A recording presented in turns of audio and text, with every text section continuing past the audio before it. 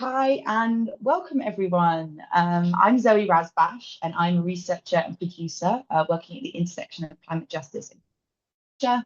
I'm currently working with BFI FAN to produce the next few green hours, which I'm super excited about. I'm also climate action researcher at Watershed, so I really care about this intersection of film and climate action and culture. So it's super exciting to be here with everybody today. So yeah, thank you for joining us for the new BFI Fan Green Hour session. The Green Hour is an online learning series for film exhibitors focusing on environmental sustainability. This is a nationwide program open to all members of the regional and national film hubs. Please note that closed captions are available throughout the session. So if you need to use them, you can click on the CC button in the lower right-hand corner of the screen. And this webinar will be being recorded and made available later on the BFI Fan YouTube channel. So now all of that is out of the way, I'm really excited to introduce our discussion today, something that I feel really excited and passionate about. So we're going to be talking about the role of film exhibitors, curators, cinemas, festivals in igniting local climate action. And what do I mean by that? I think what excites me about this is that often we can fall back into this kind of same old narrative, climate change is bad. And in a time when I think lots of people are feeling very overwhelmed and scared about the climate crisis, I think it's really exciting to think about the role of film and film exhibitors on how we can go beyond this to really connect with issues facing local audiences, local communities, kind of deepening and localizing the impact of our programming and collaborations, and thinking about, how do we, work with local activists and organizations. So yeah, that's why I'm super excited to welcome Reman Sadani, a producer working with Tape Collective, and Ruth Gofton and Hilary Neal from Sustainable Clevedon, who've been working with Curzon Cinema. So they're going to be chatting about their different projects, which are kind of really exciting and different examples of this kind of work. So I think we're going to have a really rich discussion today. And they're also going to share some lessons learned, which I'm really excited about. There will be plenty of time for Q&A after the presentations, but please drop your questions throughout using the Q&A function. Questions and comments really, really welcome. I'm excited to hear what you all think. And if you have any other questions and issues, we'll be moderating the chat as well. So just let us know. So without further ado, I'll hand over to Reman. Hello, everyone. Thank you for being here and for Zoe for inviting me. So I'll share my screen first and I'll get started because I'll be speaking to you about a project called Free to Forage that I worked on with a friend, Isra Kasi from Tape Collective. Unfortunately, she can't be with us today, so I'll try to be the spokesperson for for Tape and cover what we did. So Free to Forage, it was a project that was supported by Art Council England. It was a touring program that launched at the end of 2022 and then it ran throughout 2023. So I co-curated this with Tape Collective, as I mentioned. So for those of you who don't know Tape was founded in 2015 by Angela Monique and Isra Al-Kasi. Initially, I guess their interest was in addressing issues of representation on the big screen and in film exhibition. But I guess they expanded their programming over time and they started, I guess, to work do cross art programming, which would bring art, music, film, different discussions, publications in order to unpack certain themes and certain issues with a big focus on diasporic experiences and on the experiences of migrant people, but also people of mixed heritage backgrounds. And I thought before I tell you about the different strands of the program and how we managed it, I just wanted to start with a personal note around like what brought me to this, because I'm somebody who makes films, who's involved more in like archive collections. I wouldn't consider myself an expert, on the environmental crisis. So I guess, and this is how me and Isra approached this program. We kind of wanted to host people and community organizers who are already doing this work. But just a personal note, yeah, from my side, I guess the what brought me to this is a personal question that started during the pandemic around my own, I guess, sense of responsibility toward the environmental crisis. And naively, I think at the time I couldn't see the intersections between the environmental crisis and racial injustice, social injustice. I could not see those. And I think only when I went down the rabbit hole of trying to understand the colonial history of the environmental crisis that I managed to grasp something, or at least relate it to what's happening in the present moment. And just to help you maybe at least understand before I get into the strands of work, me and Isra were both interested in how that colonial history of the environmental crisis, in the sense of people being displaced from land, from certain territories, people losing webs of life, losing knowledge and traditional knowledge, and communities' right to steward land and care for it. For us, we thought that the impact is really on the relation to the environment. And we thought that maybe this is what we should address in this project. And two questions guided us, I think, throughout the program, where we were thinking, how has colonialism altered our web of life and the relationships between living beings, but also how do we begin to heal these severed relationships? I'm just aware of time, so I think I'll get into the different strands of the work that we did. So there was a moving image program where we took on, the program that was already initiated by the Independent Cinema Office and Lux in 2022. I think they launched it then, where they brought contemporary work, emerging artists who wanted to address, I guess, or demystify the assumptions around the countryside, especially in the UK, as a white middle class experience. And they wanted to question who can access green space, who can access rural areas, but also how can we think of rural areas as sites that have had protests and different forms of resistance over time and different community activities, but still there's tension around this access. So we took on this program that features contemporary works and also historical films from archives, and we tried to bring it to smaller sites, to smaller kind of screening environments. We tried to partner with space studios. I don't know if you know them, but they have they take over different buildings across London, but also they operate in Colchester and other places. And we wanted to kind of try, something small that is outside of the traditional, I guess, cinema space to bring in different communities and experience those films together.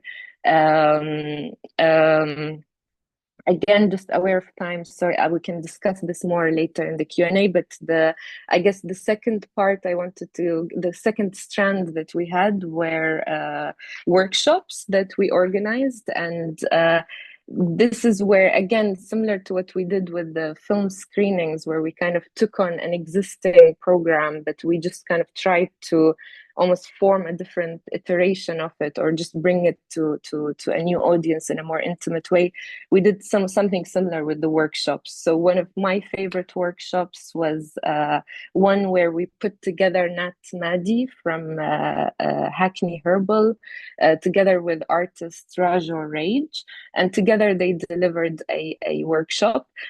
Quickly, Hackney Herbal and Nat Madi, for those of you who don't know them, it's a social enterprise that was formed in 2015, and they're really interested in how to almost, how to think of our relationship to herbs, whether herbs that you grow for medicinal reasons or for just your own cooking, but also what kind of memories, what kind of stories do we carry in different cultures, in different spaces, like memories and stories, I guess, of herbs. And they do lots of foraging sessions, where I guess what me and Isra loved about them is that they were thinking of foraging as a radical act, where you're not just taking a plant or a herb, you're also thinking of the others in the ecosystem who are reliant on that. And just keep in mind what I just said about the foraging, because I guess this is where we tried, me and Isra, to almost build a thread or form some kind of a thread between Nat Madi and Rajo Rage. Because Rajo Rage, I don't know if you know him, but they have an incredible, expansive practice. And one of the main projects I think they've been working on for a while is recipes for resistance. And I think now there's another iteration of it called remedies for resistance. But recipes for resistance is kind of like an expansive project that includes the publication, I think an art exhibition at some point, a touring library. And there was a particular interview in the publication that really resonated with me and Isra. In one of the interviews in the publication, Recipes for Resistance, they speak to someone from Queer Masala, who basically is involved in making South Asian dishes, but they would often use foraged plants from around East London and around different places. And I guess throughout the interview they're kind of reflecting on the practice of foraging, but also how can something like this maybe help us rethink the idea of belonging, the notion of belonging. And I think this is what also Nat is doing with Hackney Herbal. They're again thinking about the relationship that we hold to the environment. So together they did a really amazing session where we were introduced to their practices, but also we had a long session exchanging recipes and different around medicinal uses of herbs. And the beauty of that workshop is we were joined actually by people not necessarily from the arts sector or the film sector. We're joined by organizers, by herbalists, and I found it one of the most amazing sessions where we just spoke about life. We spoke about things and knowledge that we carry, and we also shared resources. Again, thinking from the lens of decolonization and how we can bring that to the relationship to the environment. And then we ended by I guess this workshop where we were working with foraged plants to create different things. The last thing I just want to touch on is a zine. That was another strand of our program where we did an open call. We were interested in people kind of responding to some of the themes I mentioned. And it was truly beautiful to just receive all the different responses. We kept the format quite open, so we had posters, we had drawings, we had photo essays, we had long kind of written essays and poems. And what else can I tell you? I think I'll end here, because I think this is the kind of the final outcome of this project, and it's available digitally. But I'll just mention that we tried to create a podcast, but it did not work, which I can talk about in the Q&A, because I think it was a good learning experience. Thank you so much. I hope this covered it. That was so beautiful. Thank you so much for sharing. I'm feeling very inspired. Ruth and Hilary, I'll hand over to you guys. Hello. So Hilary and I are from Sustainable Clevedon, and it's part of the Transition Network, which was founded about 20 years ago, and it's an international movement looking at the transition from being fossil fuel dependent to being more resilient as communities. So we're trustees of Sustainable Clevedon. But another strand is that we were both trustees of the Curzon Cinema in Clevedon, which is a very historic cinema, dates back to 1912. So we already had those very strong links with the Curzon.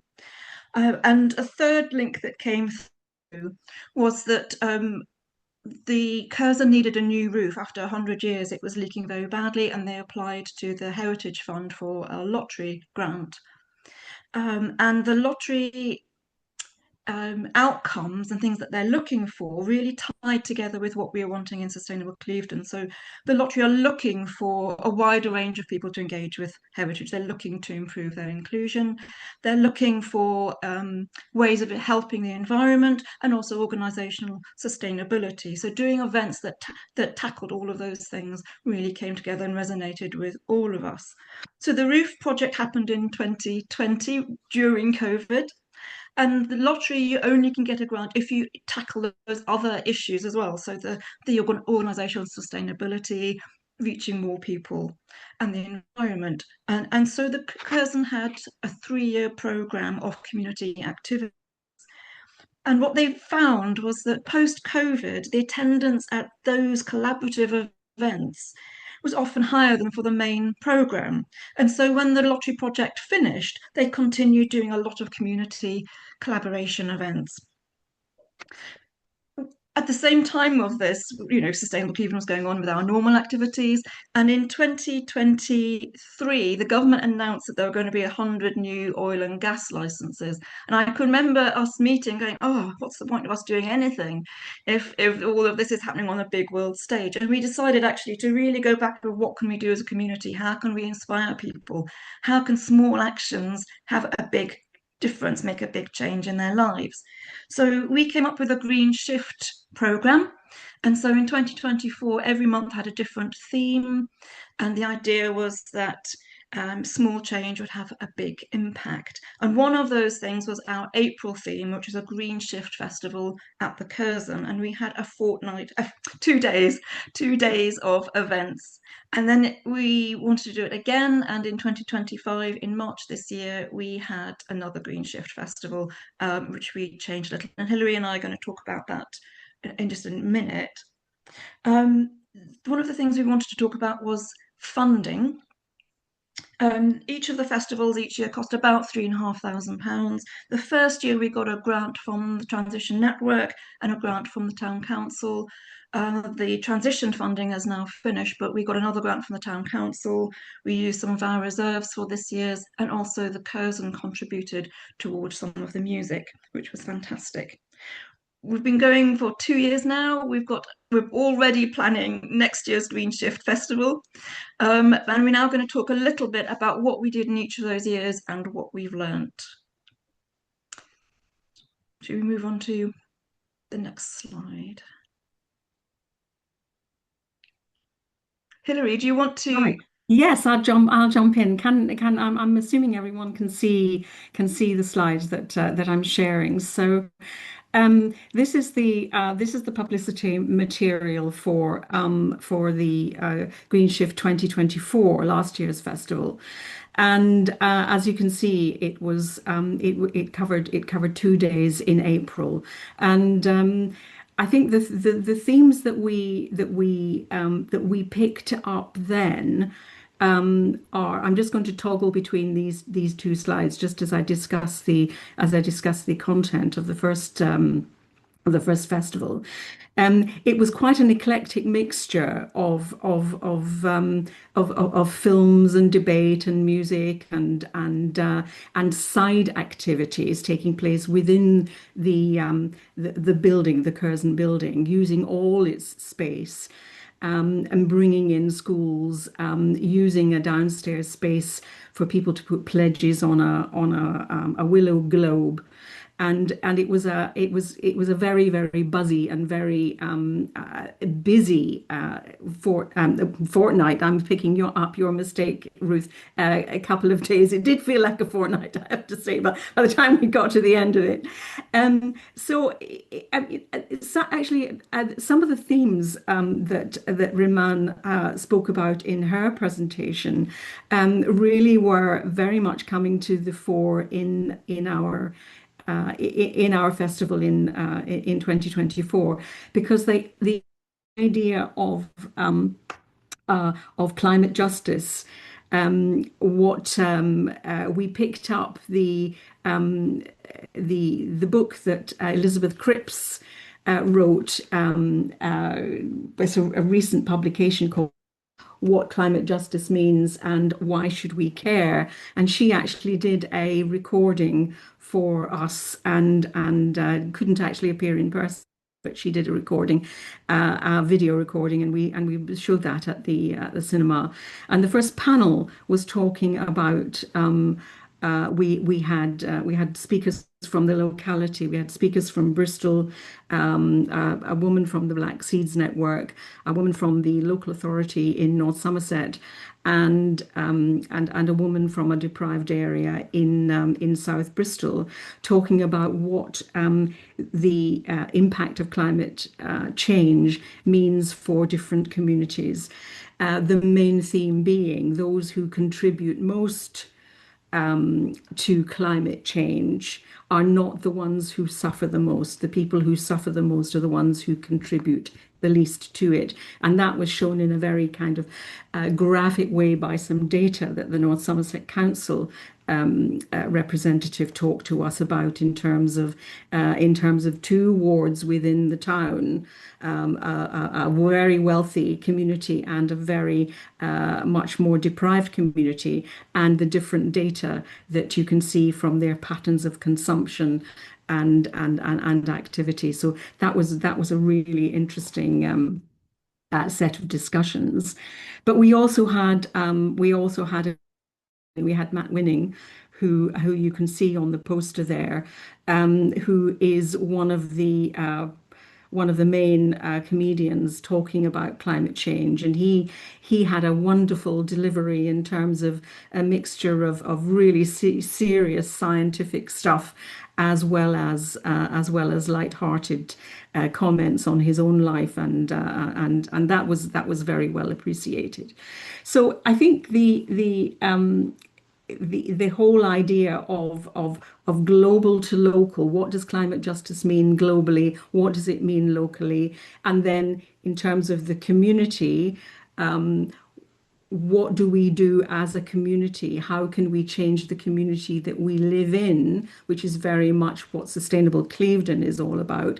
And then what does that mean for individuals? And that translated into the pledges that people were able to make, hanging tickets on a willow globe that was there on a permanent basis throughout the weekend, and which has ended up the community garden at the local secondary school.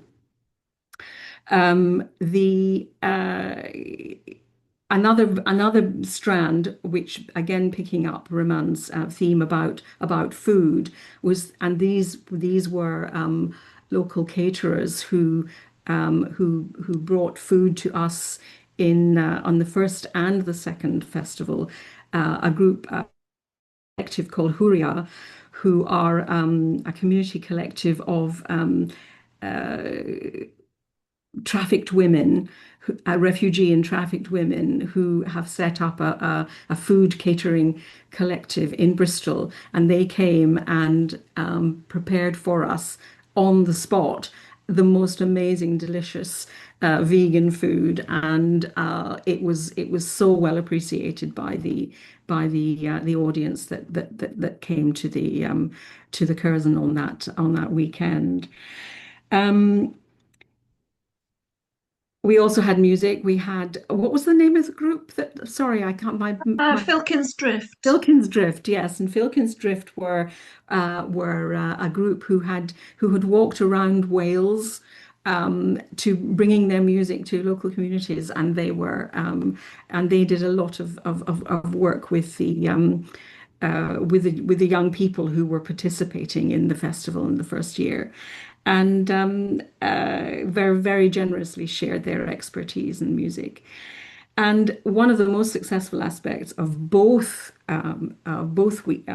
festivals was the participation of the local schools in the morning of the Sunday morning. So in terms of the timing, the afternoon sessions at the cinema were the main meat of the festival. But in the morning of the Sunday, the school children who'd made films of their activities, their sustainability activities, their nature activities, they made films and they presented them on the big screen at the Curzon, and that was really, really wonderful way of bringing not only the children to the cinema but also their parents see their children's work on the screen, and that was a very good way and a deliberate way of broadening the audience and reaching new audiences who might not necessarily come to a festival of this kind with a serious topic. So moving to the second festival. This was in March this year, and the first image there is the Curzon's program presentation on their website and on their in their program. And this one in the bottom right is the publicity that Sustainable Clevedon produced. There's a slight tension between the two, because partly we as Sustainable Clevedon were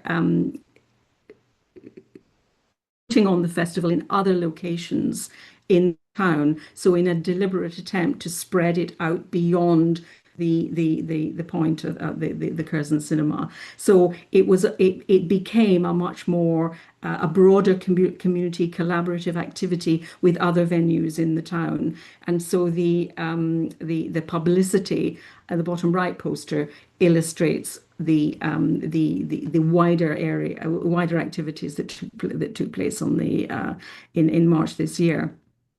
So the program this year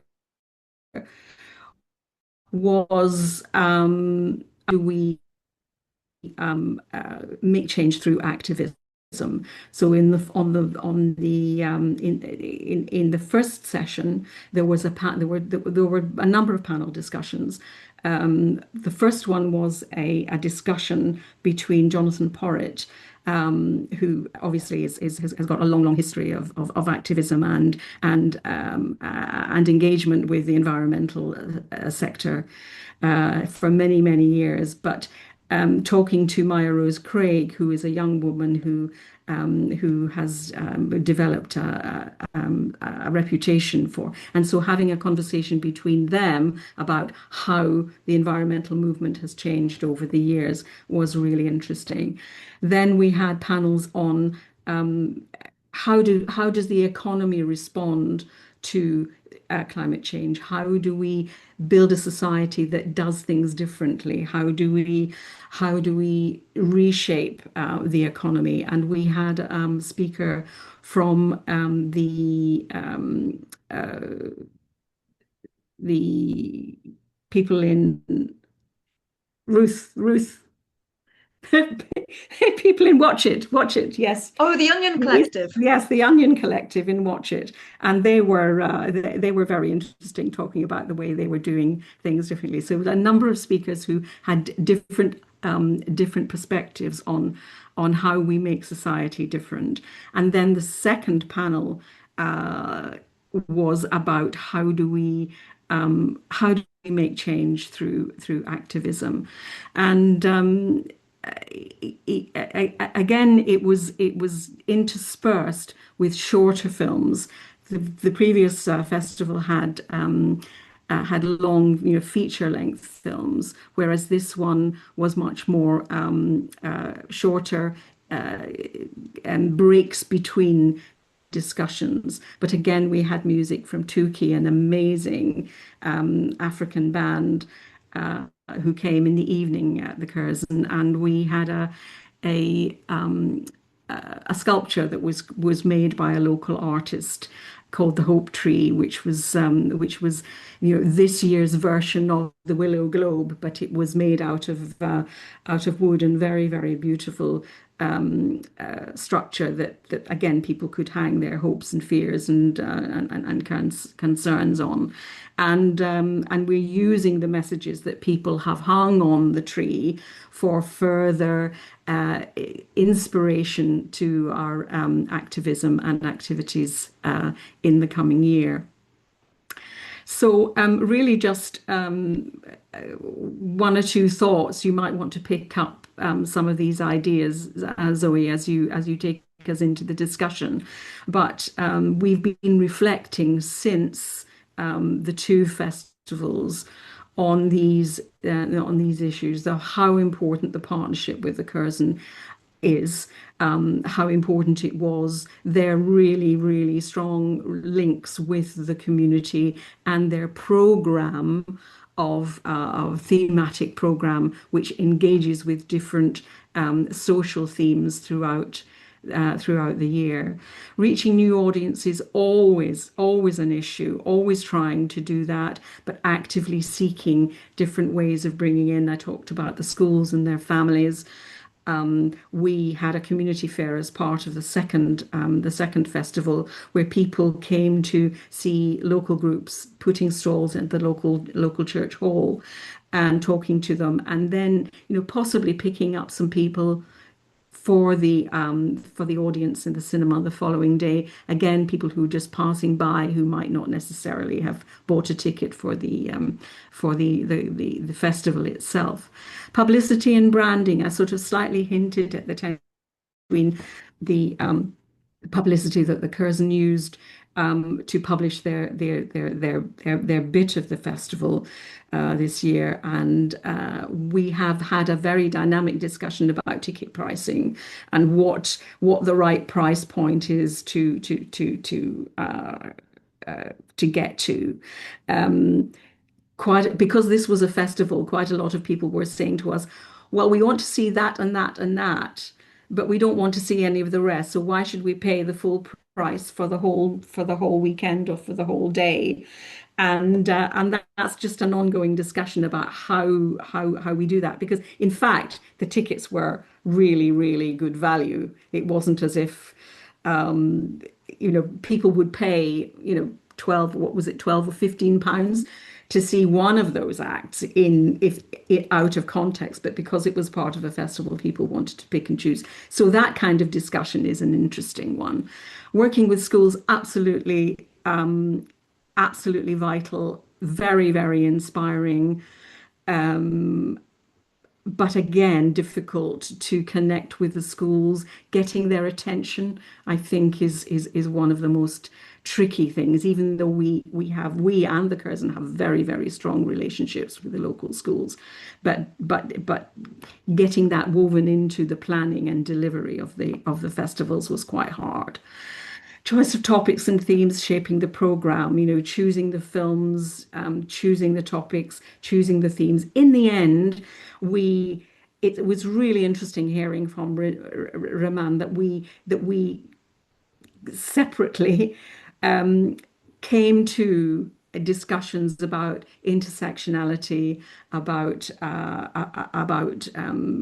the climate justice, cultural issues, and Hilary, I'm so sorry. yeah, I'm just going to have to give you 30 more seconds before I yes, of course. move on. No, and I just so that, and we can talk about these things. And then what we have definitely done is built the momentum, and we've created an expectation that we will have another such festival next year. And as Ruth said, we're already thinking about what has worked, what hasn't worked so well, so that we make the next one even better.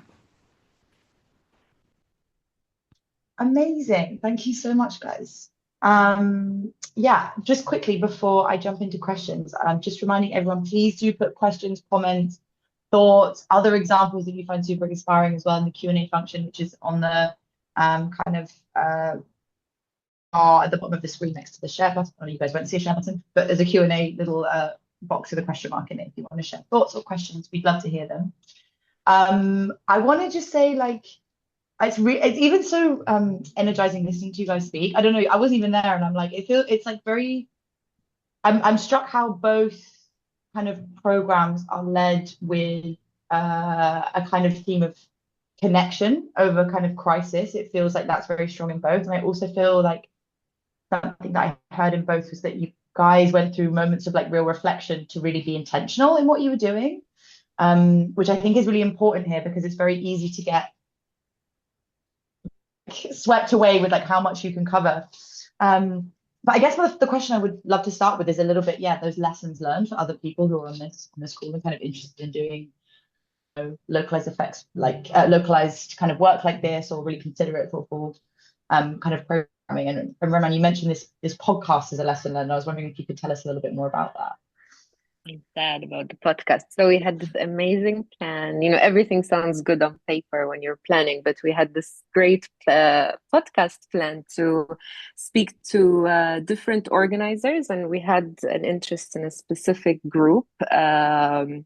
Mainly, and we were treating it as a podcast series where we would kind of really demystify some of those terms that are popping up in our program, but also to advance the conversation a little bit, to think of land justice and what land justice means and what's happening here in the UK.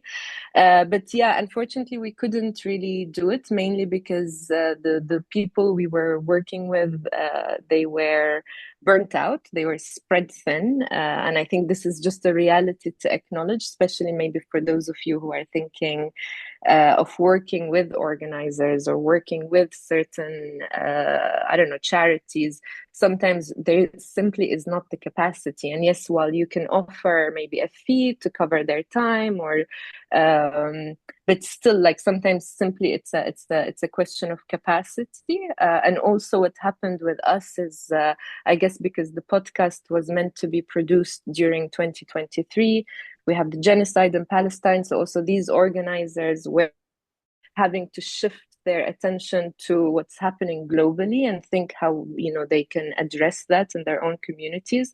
So simply, you know, the plan fell apart, and I think it was just a good learning experience of maybe, I don't know, it's nice to be ambitious, and I think we wanted the podcast to be a resource, really an educational resource that we can refer to and we can share with other people. But yeah, I think there was the issue of capacity, and also the issue of, like, you know, when we're talking about the environment and these themes, it's, you can't talk about it in a bubble and not think of what's happening globally. Maybe that was one of my main learning lessons. That's super interesting. And I guess handing over to you guys, Ruth and Hilary, like, I understand like Sustainable Clevedon is run on an entirely voluntary basis, so I can imagine that capacity is also really difficult. So I guess I'd love to hear reflections on that, but also I'd love to hear, like, going into the next iteration of Green Shift Festival, what are the kind of main things that you are like, okay, this is what we do a little bit differently this time? One thing lots of people in the climate movement are talking about is that it's very difficult to lead on climate because it's doom and gloom. People are a little bit jaded, and more people are leading on nature because that's an easier way in to talk about the environment and things that people can see and do. Whereas climate often doesn't feel urgent. I think if you're in the movement, it feels incredibly urgent. But for the average person, it's not as urgent as something happening in Gaza or Ukraine or an earthquake. And so I think we're not going to lead on climate in the same way for next year, not climate itself.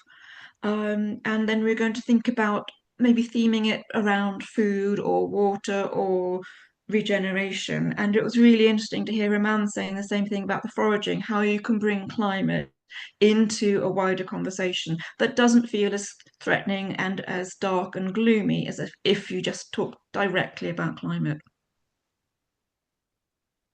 Could I add to what Ruth is suggesting? I think, again, I'm coming at this really, like, this program was a learning experience for, I think, both and me and Isra, if I can speak on behalf of Isra. But I think that this element of, like, connection or relationship, I think for me was really an interesting access point, because when I have a connection and a relationship to the environment around me, I feel a sense of responsibility, or I feel like a sense of, you know, I can enter into this even if it's, there is despair in what's going on. But I think just the shift really in thinking of the relationship and how we heal that separation between the human and nature, in a way, like, it just reestablishes our responsibility, or at least that was my learning. And I think responsibility is a really interesting word, because a lot of people say to me, it's not my responsibility, it's government responsibility. Whereas if you talk about nature and the environment, people can see that actually they can make a change themselves. This is actually a great time, I think, to take our first question from the audience, which is coming from Misha Bevan. And They would love to hear more about your guys' reflections on intersectionality, because I feel like we were just kind of getting into it. And also this is like, we're all striving for the best, but I think when it comes to intersectionality and thinking about it, nothing's ever kind of perfect. And so it's always a work in progress and trying to be inclusive to different communities. So yeah, throwing Yeah. it back to you guys. Okay. So, hi, Nisha.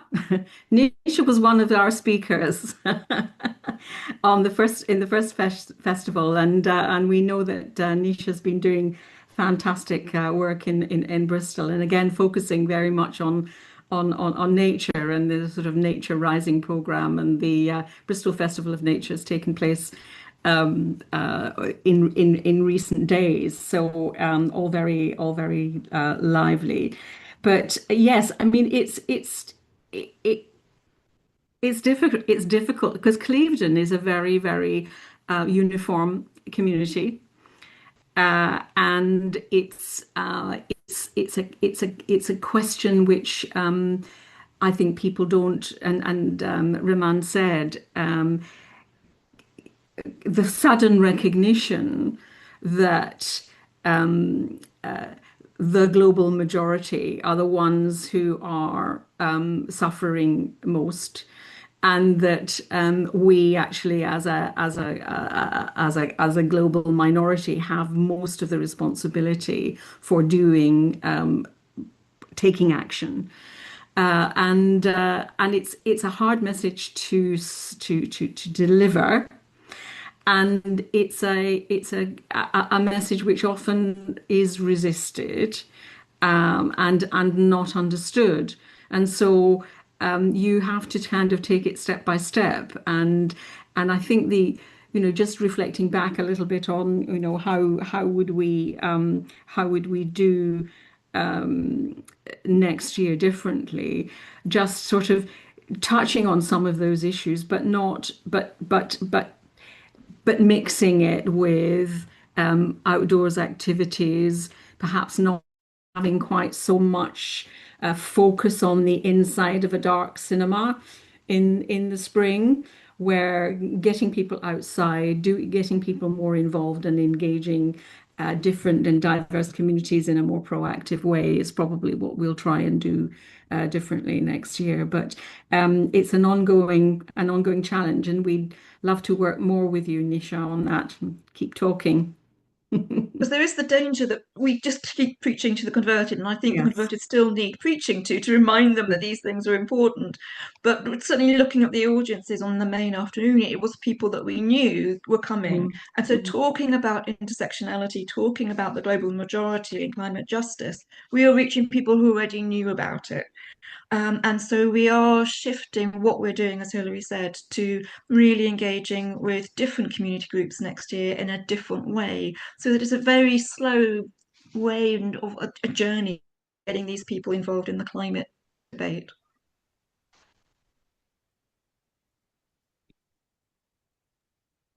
Roman, do you want to offer any thoughts on intersectionality, but we can move on? I think it was covered all. Thank you so much. Okay, great. Again, anyone, please do pop thoughts and comments into the chat function. I guess I'm super interested in kind of you guys maybe not being in the kind of like classic film exhibition space. Like that's not really your guys' roles. You guys have both been collaborators with those who kind of work with cinema and film. And I guess from that perspective, how do you guys feel exhibitors, cinemas, festivals can kind of best support this kind of like local deeper action? And I know it's not a one size fits all, but I think it's kind of interesting having you guys here to kind of speak to this community. I'll kick off. It was an absolute gift for us to have had a very strong relationship with the Curzon, and we didn't have to do any persuading. When we talked about a festival, immediately the answer was yes. And yes, and we'll do it again next year, and we'll do it again next year. So the idea that the well-loved community cinema in the town is prepared to work with us on this, not not only on the festival, but also throughout the year. You know, environmental films come throughout the year, and we are always asked to participate in exhibiting our campaigns and putting up a stall and talking to the audiences and encouraging more interest. So that theme continues throughout the year. It's but I think one of the reflections that we had was we shouldn't expect the cinema space to do everything for us at the festival. And we already started, you know, moving out into other spaces for the second year and come to the conclusion that the cinema needs to do what the cinema does best. You know, it has a huge screen. It's got all the tech. It's got the sound. It's got the. I mean, it can do amazing music performances as well.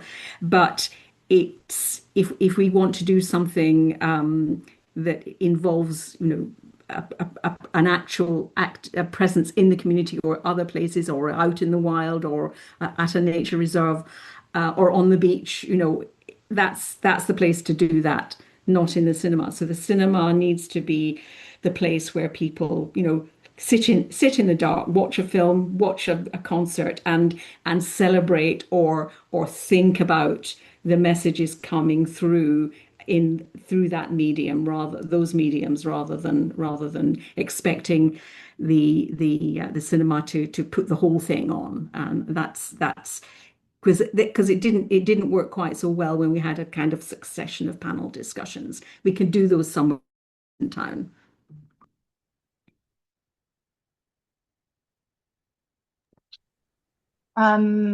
If there isn't any other thoughts, I guess my other question is just the flip side of that is like, what do you think is the benefit really of kind of film workers in these spaces, in these festivals, bringing in, you know, people who've been thinking about this more on the ground, like bringing people who's kind of been thinking about this for like a long period of time or really getting into the depths of it or like have these connections. Like, what do you think the kind of flip side of that is? What can you bring to cinema exhibition spaces or festivals and stuff like that? I can quickly maybe comment. Actually, I think the program that we had, even though like I think in our program we didn't necessarily show in a cinema, like traditional cinema space, we chose more like I mentioned, you know, space studios. So they had kind of small spaces that, you know, artists could use, but also the community around them, wherever they are invited to access. And they were all free ticketed events. But I thought, just to your question about what can maybe film workers bring to this, or how can they contribute to this, I thought actually Right of Way, the program that we had, was a brilliant example of archive films, you know, that were made in previous times, brought together with contemporary works. And in a way, like there you had an opportunity to at least bridge the conversations, at least see things from different perspectives. And I think, yeah, maybe, I don't know, it's a small contribution they can make, but I do think there's power to programming, and I really do believe in that kind of power of bringing archival work or revising history and maybe putting it in relation to the present. Yeah. I would agree. And I think something else that's kind of been a theme throughout what both of you guys have been talking about is, yeah, like maybe a shift away from this like universalizing narrative to focus a little bit more on the tangible or like the issues that are facing people every day. So we're talking about food, I feel like you guys have been speaking about, or as you say, like right to land, access to land, or like housing, things like this that are kind of much more tangible for people and real and felt. I guess my question is a little bit about like, how can you do that effectively without getting overwhelmed and being like, we have to touch on everything? Like, how do you look at what's around you and go, okay, this is what we think might work for the people in our community or our audiences that we work with, or the new audiences that we're trying to reach? I think key here as well. I think 2 years in a row we've gathered ideas from people either on the Willow Globe or the Hope Tree. So we are analysing those to see where people's interests lie.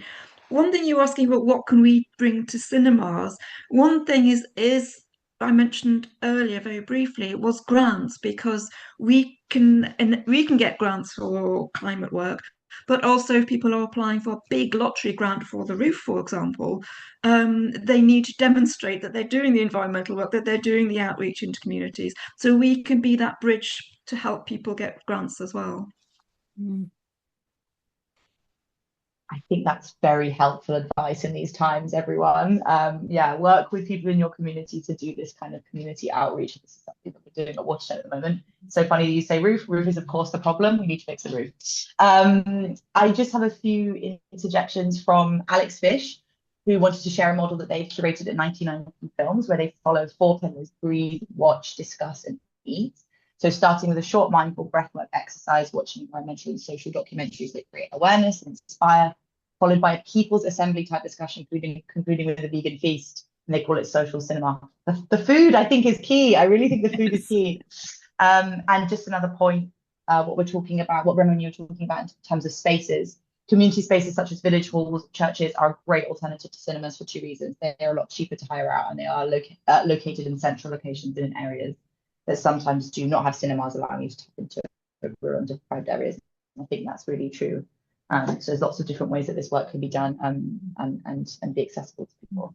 I guess I'm almost out of questions for you guys. So is there any kind of final thoughts or questions for each other before we close the session?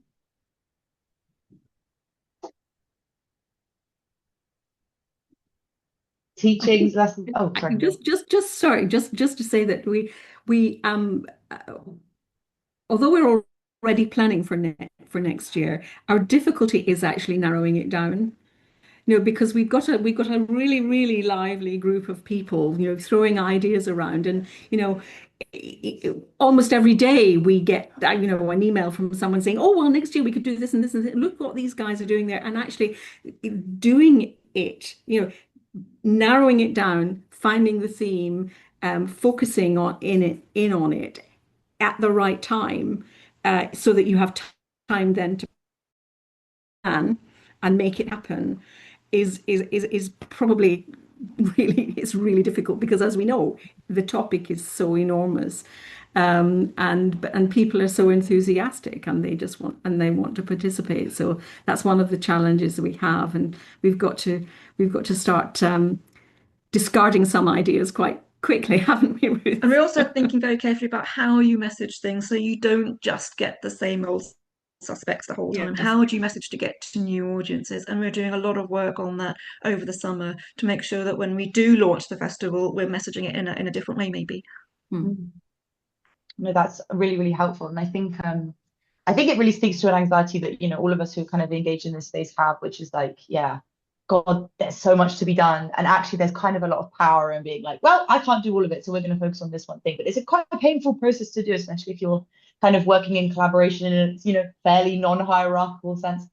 It's very painful as well. Oh yeah, Rema. I thought about, again, your question of narrowing down. I thought it's an obvious one, but I think knowing your audience is a great start, because I think for us, when we initiated the project, we knew that the main audience is the existing kind of tape collective audience, who are people from diasporic backgrounds, people who have been displaced, people who are touched by the environmental crisis in different ways. So I think for us, it was a question. We can't tell them about the crisis and name almost run a diagnosis.